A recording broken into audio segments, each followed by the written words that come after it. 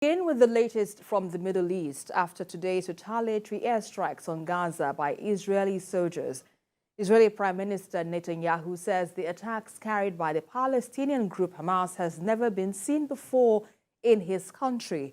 He also warned that he would take mighty vengeance for what he described as a black day, and Israeli officials and Hamas leaders have confirmed the captives have been on both sides.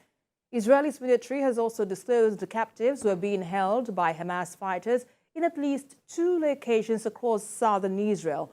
Hamas commander Mohammed Deif says the Palestinian group has decided to say enough is enough following years of oppression from Israel. While Israel's energy and infrastructure ministers has also threatened that Israel will cut off its power supply to the Gaza Strip. And Israel was taken by surprise by the unprecedented operation Hamas has ever launched from Gaza. And latest figures show that at least 190 Palestinians and about 150 Israelis have been killed so far. While Israel's Prime Minister Benjamin Netanyahu has also called on opposition leaders to form an emergency government.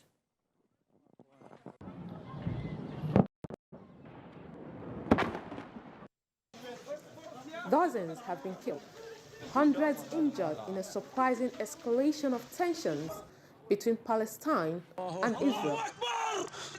The Palestinian armed group Hamas launched Operation Al-Aqsa Flood against Israel in an early morning attack that has been the first of such since Israel and Hamas fought an 11-day war in 2021.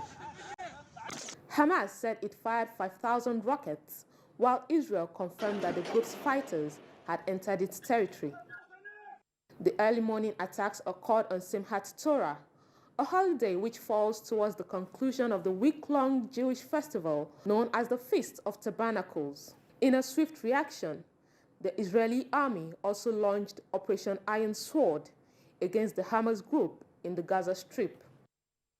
The Israeli army says dozens of fighter jets were carrying out attacks on Hamas targets in the Gaza Strip. Hamas spokesperson Khalid Kadumi has told journalists that the group's military operation is in response to all the atrocities the Palestinians have been faced with over the decades.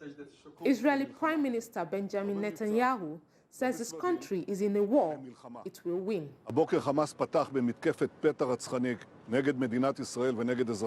Israeli Defense Minister Yoav Gallant also reiterated the same message.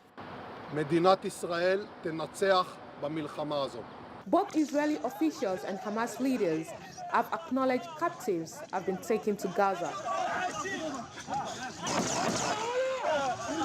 Israel's military has also said captives were being held by Hamas fighters in at least 2 locations across southern Israel.